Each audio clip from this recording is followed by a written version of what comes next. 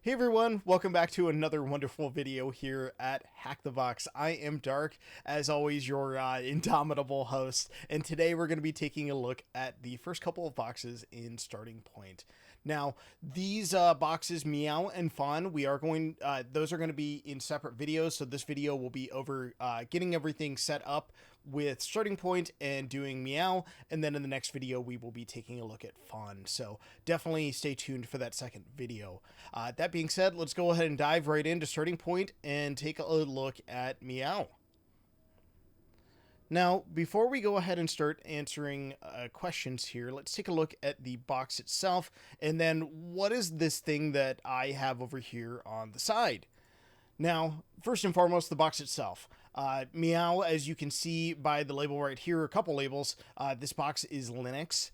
So you can hover your cursor over that icon and it'll tell you what the architecture is. Great if you want to work on learning how to pen test a specific operating system, maybe do Privask on a specific OS, or maybe it's something you're a little bit more comfortable with Linux as opposed to Windows, or vice versa.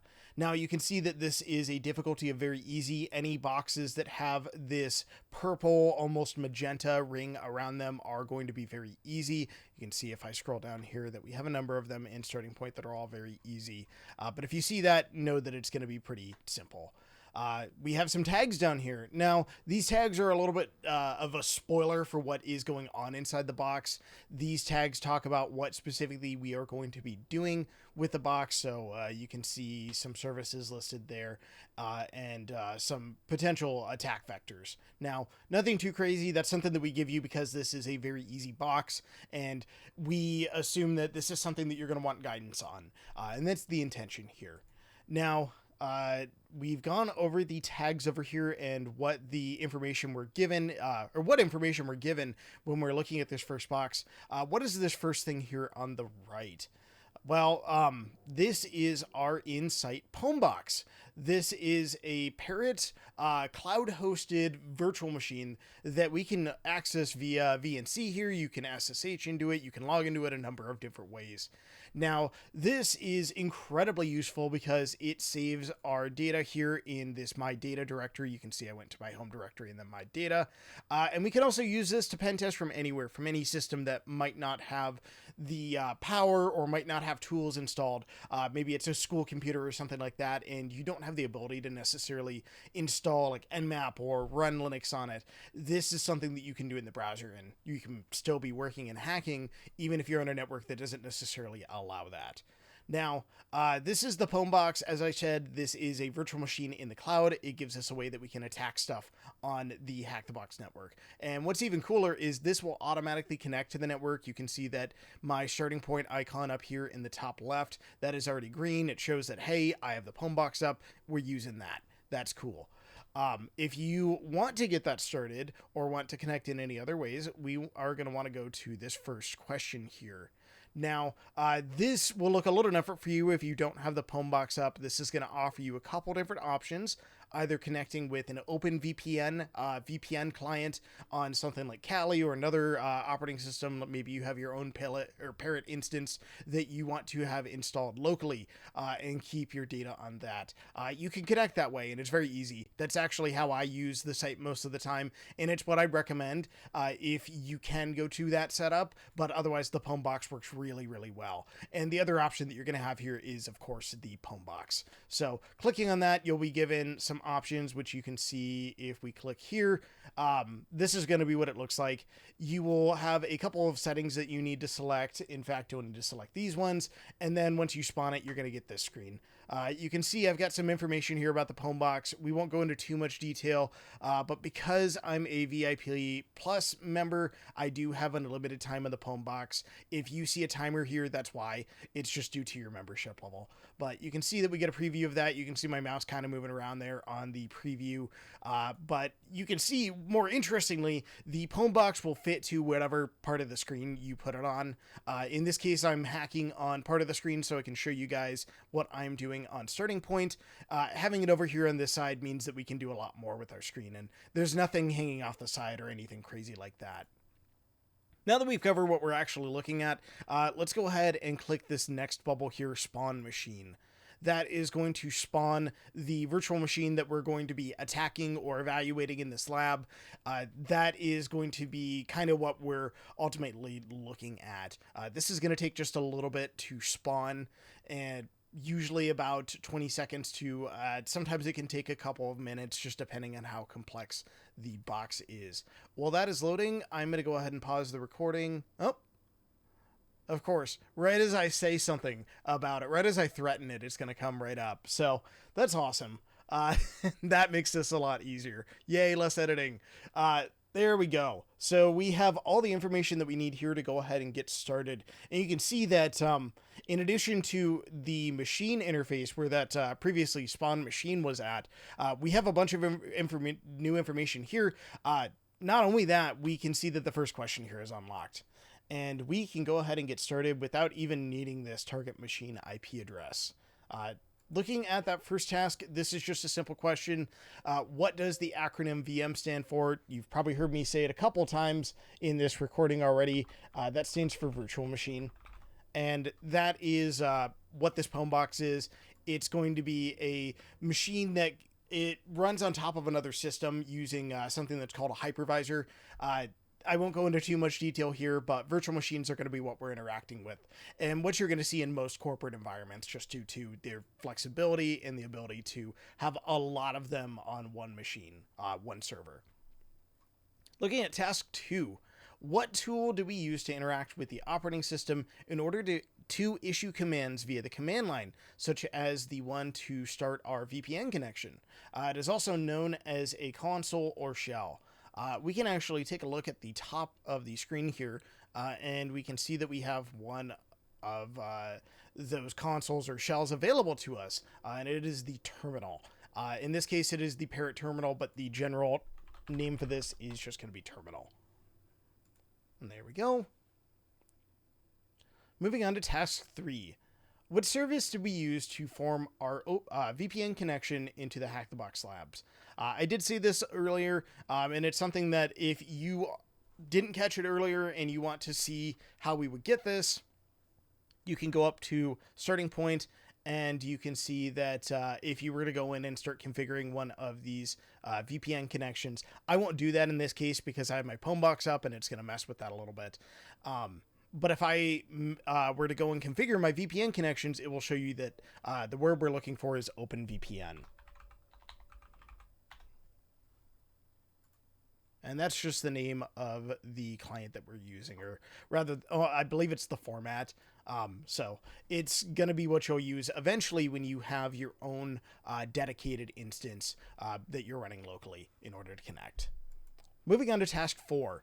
What tool do we use to test our connection to the target with an ICMP echo request? Now, this is something that you could Google. ICMP is going to be the key word here. This is something you've probably heard about before, but may not be familiar with this protocol in particular. The tool that we are looking for is ping. That ping sends an ICMP echo request. It's a great way to check and see if you are connected to the VPN. It can be great for seeing, maybe we have our target machine spawned right here and we're in our Pwn box. We want to make sure we can reach it. We can try doing something like this where we ping, and let me make this a little bit bigger. There we go. Now it's more readable. And you can see that we're seeing the results of that, and it just makes sure that, hey, I'm not crazy. The box is actually up. We can connect to it and we can do things. Great way to troubleshoot. Moving down to task 5. What is the name of the most common tool for finding open ports on a target? So if you're coming from Academy, you probably have this one on lockdown. If you are not familiar with this, the tool is Nmap. That is short for Network Mapper. That is something that I highly recommend taking a look into if you are not familiar with it. Otherwise, you're going to see me use that here in just a moment. Moving on to task 6. What service do we identify on port 23, which is using the TCP protocol during our scan? So sure enough, we are told that we need to do some scanning on this box. What we can do is, let's see, we'll scroll up, find our target IP, and we're going to run this scan. This is Nmap with the scripts tag enabled. This is going to run just a couple of additional checks for us.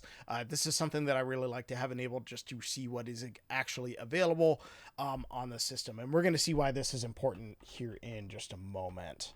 Let's go ahead and run this. And this won't take very long because we're on the same network as this box. Everything here is running essentially, let's see. I did not type that correctly. Let me change that to a 9. Not that 9. Hold on. There we go. Come on, Dark. You got this. You can type. Okay.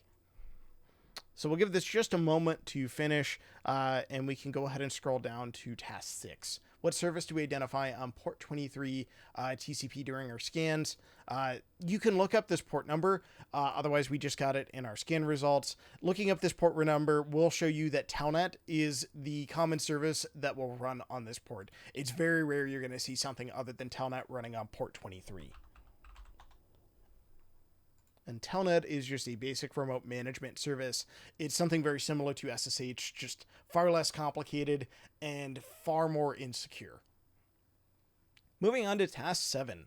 What username is able to log into the target over Telnet with a blank password? It looks like, so we can see the point of this would be to try just random users, trying to see if you can log in with like admin, if you can log in with user, if you can log in with root, root being the administrative user on this system. We can go ahead and test out to see if we can log in with root. Let's see, telnet root at, let's do /h and see how we need to format that. Telnet, hostname, and then port. Our login is going to be root, and then the host name is 10.129.1.17, I believe. Let's double check that. Yes, and then we don't have to specify a port here because, let's see, it should already know that Telnet runs on 23. Let's give this just a moment. Okay, there we go.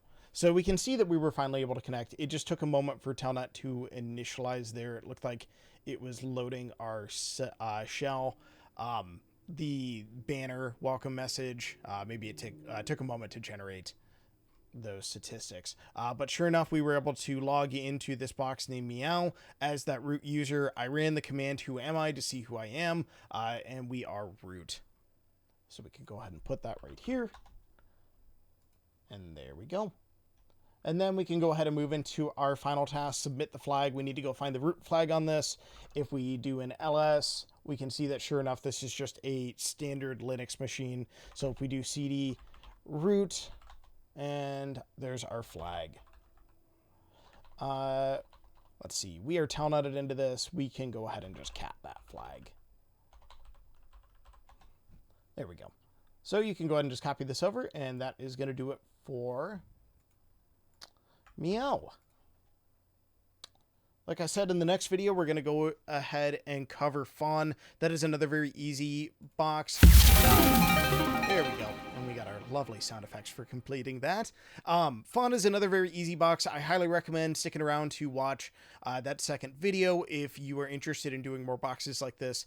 But otherwise, I will see you next time. And until then, happy hacking.